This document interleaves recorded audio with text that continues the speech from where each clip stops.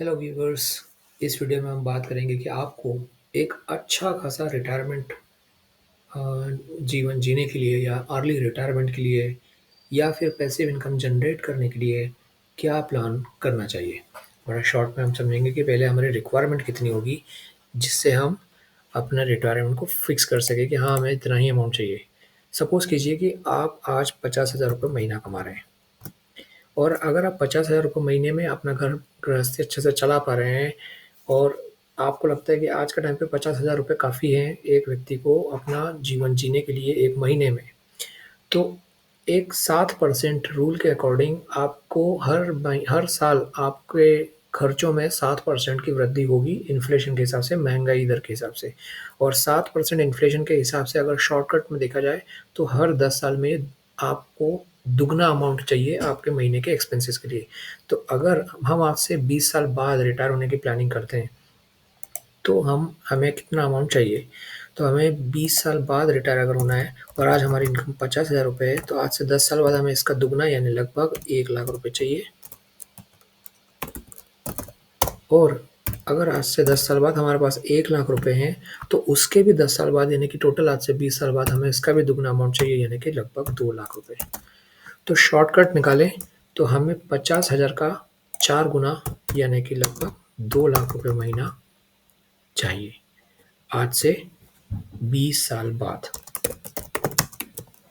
तब जाके हमारे एक्सपेंसेस कवर होंगे और ये निकाला गया है 7% इन्फ्लेशन के हिसाब से। ये एक मोटा-माटी अमाउंट है जिसे अगर एकदम 7% के हिसाब से कैलकुलेट करें तो शायद 5-1 हज़ार रुपये ऊपर-नीचे होंगे, लेकिन इससे ज़्यादा फ़र्क नहीं पड़ेगा। अब हम ये जानते हैं कि अगर हमें 2 लाख रुपए हर महीने कमाना है अगर, तो हमें कितना अमाउंट हमारे पास होना चाहिए। तो मैं मान रहा हूँ कि आपके पास कोई एक अमाउंट है, वो अमाउंट आपने बैंक में जमा किया है और वो अमाउंट जो बैंक में आपने जमा किया है, उस अमाउंट के ऊपर आपको 8% का रिटर्न मिल रहा है, क्योंकि आप नहीं चाहेंगे कि आपका जो जमा पूँजी है वो बुढ़ापे में किसी रिस्क में आप डालें और आप गँवा दें। तो आप डेफ़िनेटली किसी ऐसी पेंशन स्कीम में डालेंगे या फिर एफडी में डालेंगे या फिर किसी ऐसी स्कीम, सरकारी स्कीम में डालेंगे या प्राइवेट एजेंसीज़ में भी ऐसी जगहों पर डालेंगे जहाँ रिस्क ना के बराबर हो। तो मैं मानता हूँ कि अगर आप 5 करोड़ रुपए इकट्ठा करते हैं और 5 करोड़ रुपए को 8% इंटरेस्ट रेट पे आप चलाते हैं और आपकी जीवन की एक्सपेक्टेंसी, अगर आप यूँ माने कि आगे 50 साल और आप जीते हैं और अगर आप इसमें विथड्रॉल करते हैं 2 लाख रुपए महीना, तो आपके 5 करोड़ रुपए लगभग 50 साल बाद 110 करोड़ 75 लाख 63,633 रुपए हो जाएँगे। अब आप होंगे बहुत खुश क्योंकि आपने 5 करोड़ 5 करोड़ ही है ना? यस, 5 करोड़ रुपए। पर आपने 5 करोड़ रुपए लगा के 110 करोड़ रुपए भी कमा लिए और 2 लाख रुपए महीना भी छाप लिया। लेकिन ये संभव नहीं है, क्योंकि आप 50 साल तक का अपना जीवन सिर्फ़ 2 लाख रुपए महीने पे नहीं जी सकते। जैसे 7% महँगाई आज बढ़ रही है, उस समय भी बढ़ेगी और 7% महँगाई हमें उसको जोड़ना पड़ेगा विथड्रॉल के टाइम पे, तो हम एनुअल विथड्रॉल को इंक्रीज़ करेंगे 7% से। इस वक़्त मैं ये वेबसाइट यूज़ कर रहा हूँ thecalculatorSite.com, जिसने एलिस्टर हेज़ल और क्रिस हिंडल ने बनाया है।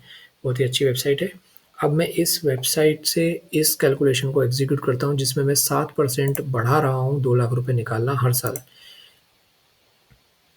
और इसका जो कैलकुलेशन मेरे पास आ रहा है वो माइनस में आ रहा है। यानी कि अगर मैं 2 लाख रुपए हर साल निकालना शुरू करूँ और 7% इंक्रीज़ के इस 2 लाख रुपए हर महीने निकालना शुरू करूँ, 7% वृद्धि के साथ हर साल, तो मैं 50 साल तक इसको नहीं ख़त्म 50 साल तक इसको मैं नहीं चला पाऊँगा। ये उसके पहले ही ख़त्म हो जाएँगे। तो मुझे 5 करोड़ से बड़ा अमाउंट चाहिए। मैं इसको करता हूँ 10 करोड़ रुपए।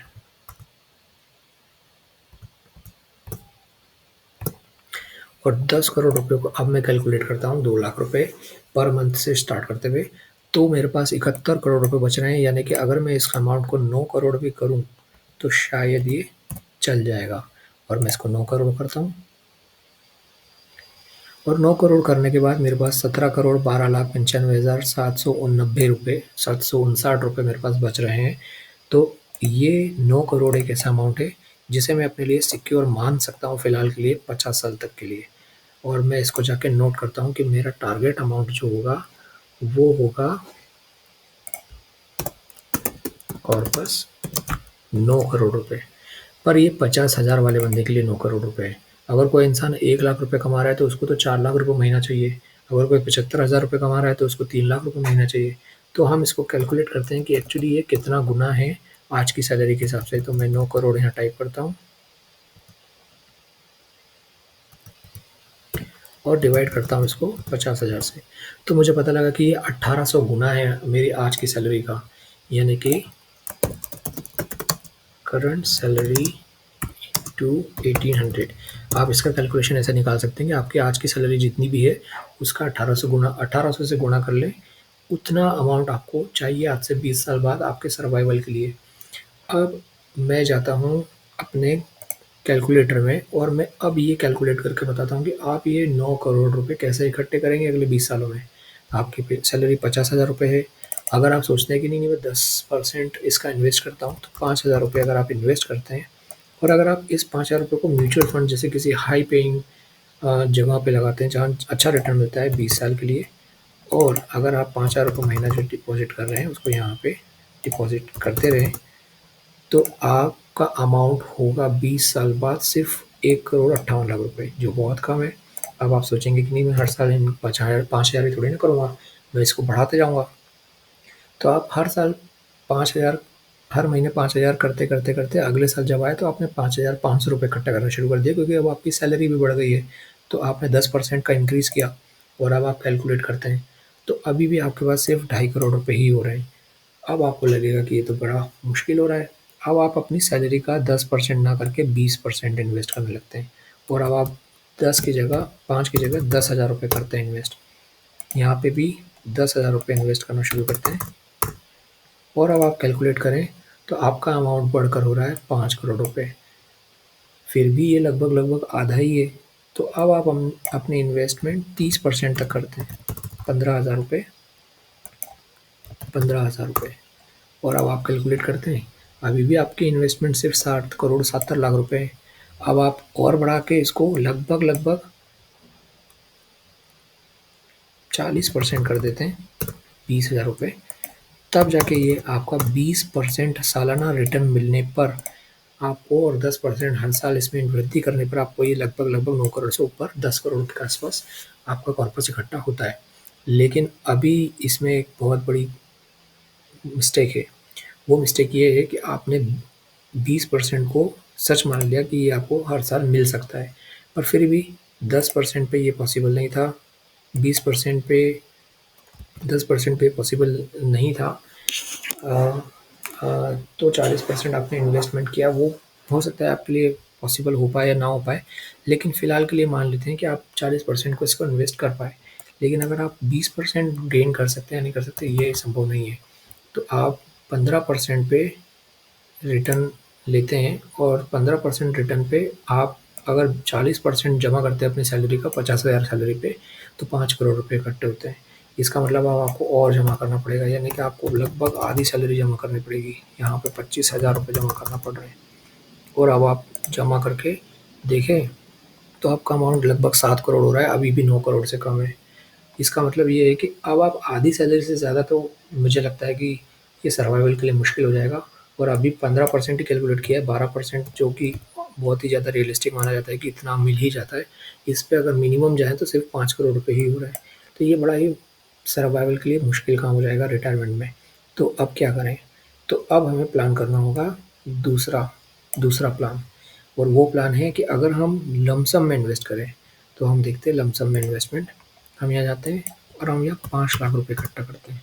अब हम मंथली इन्वेस्ट नहीं कर रहे, हम अपनी जमा पूंजी में से 5 लाख रुपए इकट्ठा कर रहे हैं और उन 5 लाख रुपयों को इन्वेस्ट कर रहे हैं 20% सालाना की दर पे 20 साल के लिए, और देखते हैं कितना अमाउंट इकट्ठा होता है। तो हमारे पास 2 करोड़ 64 लाख रुपए ही इकट्ठा हो रहा है।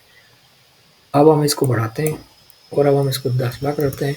10 लाख में 20% पे हमारे पास इकट्ठा हो रहा है लगभग 5,28,00,000 रुपये। और 5,28,00,000 रुपये भी अभी इकट्ठे काफ़ी नहीं है, तो हम इसको बढ़ा के 17 लाख करते हैं।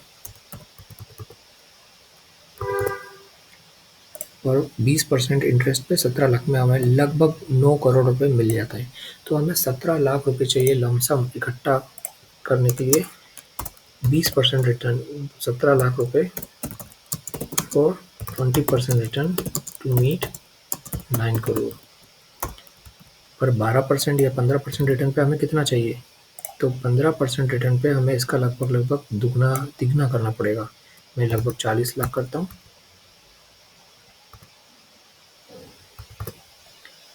और देखता हूँ, तभी भी पूरा नहीं हो रहा, इसलिए इसको 45 लाख करना पड़ेगा।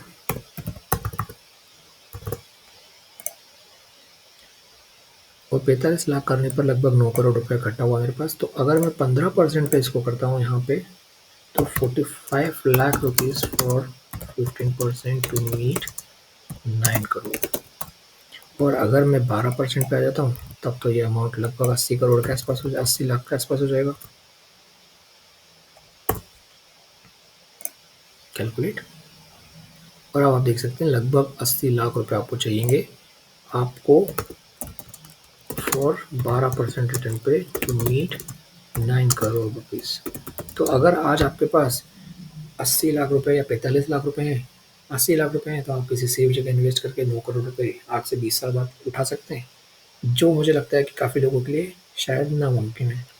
45 लाख रुपए अगर आप 15% के रिटर्न के हिसाब से म्यूचुअल फंड में इन्वेस्ट करते हैं, तो 9 करोड़ रुपए बन सकते हैं।